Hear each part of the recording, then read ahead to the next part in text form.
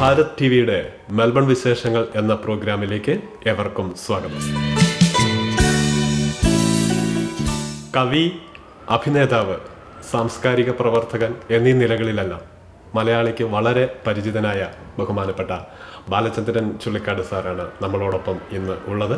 അടുത്ത ചോദ്യം സോഷ്യൽ മീഡിയയിലെ ഒരു ഫോട്ടോയെ ആസ്പദമാക്കിയുള്ളതാണ്. ഈ ഫോട്ടോയുടെ ആദ്യ ഭാഗത്ത് സാർ ഒരു സ്കൂളിലിരുന്ന് പദ്യം ചൊല്ലുന്നു. രണ്ടാമത്തെ ഭാഗത്ത് സാറ് സിനിമയിലെ പ്രമുഖരോടൊപ്പം നിൽക്കുന്നതാണ്. ഈ സ്കൂളിലിരുന്ന് പദ്യം ചൊല്ലുന്ന സമയത്ത് ഈ സിനിമയുടെ മാസ്മരിക ലോകത്തേക്ക് സാർ എത്തുമെന്ന് ഒരു പ്രതീക്ഷയോ അല്ലെങ്കിൽ അങ്ങനെ ഒരു സ്വപ്നമോ സാറിനുണ്ടായിരുന്നോ? ജീവിതത്തെക്കുറിച്ച് യാതൊരു മുൻവിധികളും ഒരിക്കലും അങ്ങനെ എനിക്കുണ്ടായിട്ടില്ല, ഉണ്ടാകാൻ സാധിക്കുകയില്ല. നമ്മൾ ആഗ്രഹിക്കുന്നത് പോലെയും നമ്മൾ ഉദ്ദേശിക്കുന്നത് പോലെയും ജീവിതം മാറിയിരുന്നെങ്കിൽ ഒരുപാട് കാര്യങ്ങൾ എളുപ്പമായിരുന്നു. പക്ഷെ ഒരിക്കലും അങ്ങനെ സംഭവിക്കുന്നില്ല. ഒന്ന്, ജീവിതം എങ്ങനെയൊക്കെയാണ് മാറുക, നമ്മുടെ സമൂഹം, നമ്മുടെ രാഷ്ട്രീയം, നമ്മുടെ ജീവിതം, ഇതൊക്കെ ഭാവിയിൽ എങ്ങനെ മാറിപ്പോകും എന്ന് പ്രവചിക്കാൻ ഒരാൾക്കും അങ്ങനെ സാധിക്കുകയില്ല. പലരും പ്രവചിക്കാറുണ്ട്, അതുപോലെ സംഭവിക്കാറില്ല. എനിക്ക് എന്തായാലും അതിനുള്ള കഴിവില്ല. അതുകൊണ്ട് ഞാൻ ഭാവിയിൽ ജീവിതം എങ്ങനെ ആയിരിക്കണം എന്നത് മുൻകൂട്ടി ഒരിക്കലും പ്ലാൻ ചെയ്തിട്ടില്ല. ഇപ്പോഴും അങ്ങനെ പ്ലാൻ ചെയ്തിട്ടല്ല. ഇപ്പോൾ ഓസ്ട്രേലിയയിൽ വരും എന്ന് ഞാൻ ഒരിക്കലും പ്രതീക്ഷിച്ചിട്ടില്ല. ഓസ്ട്രേലിയയിലെ മലയാളികളെ കാണുമെന്നോ പരിചയപ്പെടുമെന്നോ അവരോട് സംസാരിക്കുമെന്നോ ജീവിതത്തിൽ ഒരിക്കലും പ്രതീക്ഷിച്ചിട്ടില്ല. അപ്രതീക്ഷിതമായി ഒരു ക്ഷണം ഓസ്ട്രേലിയയിൽ നിന്ന് വരുന്നു, ഞാനത് സ്വീകരിക്കുന്നു, ഞാനിവിടെ എത്തുന്നു, അത്രയേ ഉള്ളൂ. ജീവിതത്തിലെ എല്ലാ കാര്യങ്ങളും ഏതാണ്ട് അങ്ങനെ തന്നെയാണ്. അതുകൊണ്ട് ഭാവിയിൽ എങ്ങനെ വരും, എങ്ങനെ ജീവിക്കും എന്നൊന്നും ഞാൻ പ്രതീക്ഷിച്ചിരുന്നില്ല. ഇപ്പോൾ കവിത ചൊല്ലിയിരുന്ന കാലത്ത് കവിത ചൊല്ലി, എനിക്ക് കവിത എഴുതാൻ തോന്നുന്ന കാലത്ത് കവിത എഴുതി, എനിക്ക് മറ്റെന്തെങ്കിലും ചെയ്യാൻ തോന്നുന്ന കാലത്ത് ഞാൻ അങ്ങനെ ചെയ്തു. എനിക്ക് തോന്നുന്ന കാര്യങ്ങൾ എനിക്ക് തോന്നുന്ന പോലെ ചെയ്യുന്ന ഒരു രീതിയാണ് ജീവിതത്തിൽ, അത്രയേ ഉള്ളൂ. സിനിമാ ഗാന രംഗത്തും സാർ തൻ്റേതായ വ്യക്തിമുദ്ര പതിപ്പിച്ചിട്ടുണ്ട്. കവിത കൈവശമുള്ള ഒരാൾ സിനിമാ ഗാനരംഗത്തും തീർച്ചയായും ശോഭിക്കേണ്ടതുമാണ്. കവിതാ രംഗത്തെയും സിനിമ ഗാനരംഗത്തെയും ഒന്ന് താരതമ്യം ചെയ്ത് പറയാമോ സാർ? കവിതാ രചനയും ചലച്ചിത്ര ഗാനരചനയും പരസ്പര ബന്ധം ചില കാര്യങ്ങളിലുണ്ടെന്നല്ലാതെ ഒരുപോലെയുള്ള കലകളല്ല, തികച്ചും വ്യത്യസ്തമായ കലകളാണ്. കവിതാരചനയിൽ താല്പര്യമോ കഴിവോ ഉള്ള ഒരാൾക്ക് ഗാനരചനയിൽ കഴിവും താല്പര്യവും ഉണ്ടായിക്കൊള്ളണം എന്ന് യാതൊരു നിർബന്ധവുമില്ല. ചില കവികൾക്ക് രണ്ടും സാധിക്കും. എന്നെ സംബന്ധിച്ച് ഞാൻ ചില സന്ദർഭങ്ങളിൽ അങ്ങനെ ചലച്ചിത്ര ഗാനം എഴുതേണ്ടി വന്നിട്ടുണ്ട് എന്ന് മാത്രമേ ഉള്ളൂ. എനിക്ക് മറ്റ് ചലച്ചിത്ര ഗാനരചയിതാക്കളെപ്പോലെ ചലച്ചിത്ര ഗാനരചനയിൽ കഴിവോ താല്പര്യമോ അങ്ങനെ വലിയ പ്രതിഭയോ ഒന്നുമുള്ള ആളല്ല. കാരണം വളരെ ബുദ്ധിമുട്ടാണ്. എന്നെ സംബന്ധിച്ചിടത്തോളം ചലച്ചിത്ര ഗാനരചന വളരെ ബുദ്ധിമുട്ടുള്ള കാര്യമാണ്. അതുകൊണ്ടാണ് ഞാൻ ആ രംഗത്ത് അധികം പ്രവർത്തിക്കാത്തത്.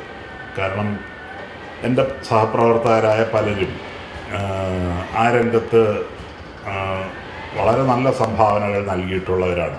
ഉദാഹരണത്തിന് ഗിരീഷ് പുത്തഞ്ചേരി, റഫീഖ് അഹമ്മദ്, അവരൊക്കെ നല്ല കവിതകളും എഴുതിയിട്ടുണ്ട്, നല്ല ചലച്ചിത്ര ഗാനങ്ങളും എഴുതിയിട്ടുണ്ട്. എനിക്കതിനുള്ള കഴിവ് ഇല്ല.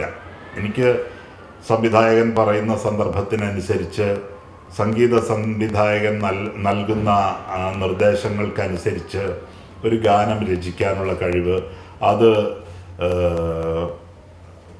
നന്നായി അത് ചെയ്യാനുള്ള കഴിവ് അത് ഉണ്ട് എന്ന് എനിക്ക് തോന്നിയിട്ടില്ല. അങ്ങനെ ചെയ്യേണ്ടി വരുന്ന സന്ദർഭങ്ങളിൽ ഞാൻ വളരെയധികം ബുദ്ധിമുട്ടിയിട്ടുണ്ട്. നന്നായിട്ടുമില്ല, നന്നായി എന്ന് എനിക്ക് അഭിപ്രായമില്ല.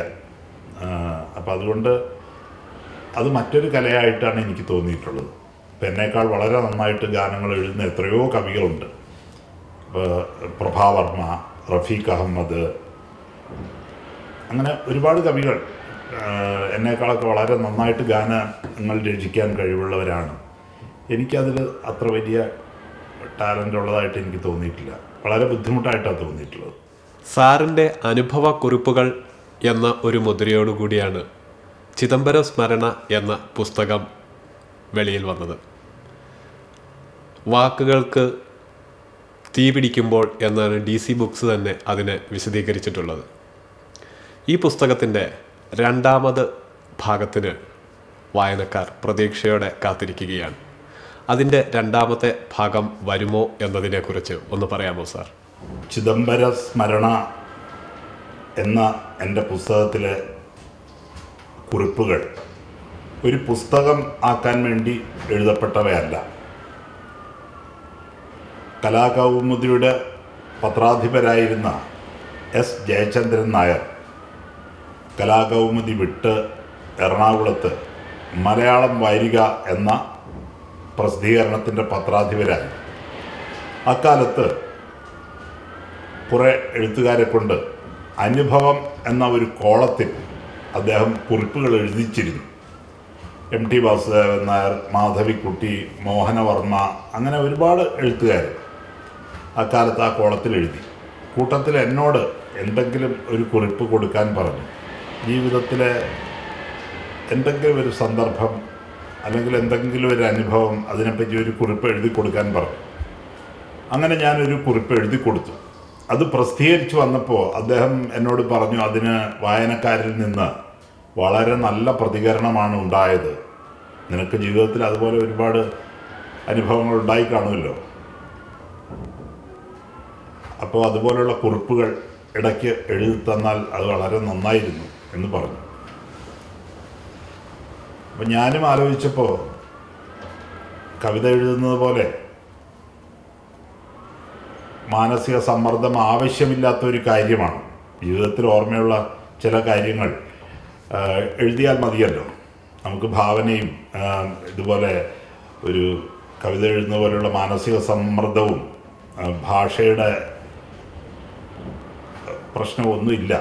എഴുതിയാൽ മതി. നമുക്ക് ഓർമ്മയുള്ളതും അനുഭവമുള്ളതുമായ ആൾക്കാരെക്കുറിച്ചും വ്യക്തികളെക്കുറിച്ചും സംഭവങ്ങളെക്കുറിച്ചും അനുഭവങ്ങളെക്കുറിച്ചും എഴുതിയാൽ മതിയല്ലോ എന്ന് വിചാരിച്ചു. ഞാൻ അങ്ങനെ ഉള്ളിൽ കിടന്ന കുറച്ച് കാര്യങ്ങളൊക്കെ എഴുതി. അത് കുറച്ച് നാളങ്ങനെ പോയി. പിന്നെ ഞാനത് നിർത്തി. കാരണം നമ്മുടെ അനുഭവം എന്ന് പറയുന്നത് നമ്മുടെ മാത്രമല്ലല്ലോ, വേറെ വ്യക്തികൾ വരും അതിൽ, വേറെ കുടുംബം, വേറെ ബന്ധുക്കൾ, അങ്ങനെ ഒരുപാട് കാര്യങ്ങൾ വരും. അപ്പോൾ അവരിൽ നിന്നൊക്കെ എൻ്റെ അനുഭവങ്ങൾ ഞാൻ എഴുതുമ്പോൾ എൻ്റെ സുഹൃത്തുക്കൾ, എൻ്റെ ബന്ധുക്കൾ, മാതാപിതാക്കളെല്ലാം ആ അനുഭവങ്ങളിൽ വരും. അങ്ങനെ വരുമ്പോൾ അത് പലർക്കും അരോചകമായും ബുദ്ധിമുട്ടായും ഒക്കെ തോന്നുകയും അവരിൽ നിന്ന് എനിക്കെതിരെ കടുത്ത പ്രതികരണങ്ങൾ ഉണ്ടാവുകയും ചെയ്തു. വക്കീൽ നോട്ടീസ് അയക്കുക, അങ്ങനെയൊക്കെ ചില കാര്യങ്ങൾ. ചിലപ്പോൾ വലിയ പരാതിയും ഉണ്ടായിട്ടുണ്ട്. അങ്ങനെ അച്ഛനെക്കുറിച്ചും അമ്മയെക്കുറിച്ചും ഒക്കെ എഴുതി ഇങ്ങനെ പരസ്യപ്പെടുത്തുന്നു, അല്ലെങ്കിൽ വേറെ ചില സുഹൃത്തുക്കളുടെ അനുഭവങ്ങൾ എഴുതി പരസ്യപ്പെടുത്തുന്നു. അങ്ങനെയൊക്കെ പരാതിയൊക്കെ ഉണ്ടായപ്പോൾ പിന്നെ ഞാനത് നിർത്തി, എഴുത്ത് നിർത്തി. പിന്നീടാണ് ഒരു പ്രസാധകൻ ഈ കുറിപ്പുകൾക്ക് ധാരാളം വായനക്കാരുണ്ട്, ഇത് നമുക്ക് ഒരുമിച്ച് പ്രസിദ്ധീകരിച്ചാലോ എന്ന് ചോദിക്കുന്നു. അപ്പോഴാണ് ഞാൻ അതിനെക്കുറിച്ച് ആലോചിക്കുന്നത്. ഞങ്ങളത് പ്രസിദ്ധീകരിക്കട്ടെ എന്ന് ചോദിച്ചു. ഞാൻ അതിന് അനുമതിയും കൊടുത്തു. അങ്ങനെ അതൊരു പുസ്തകമായത്.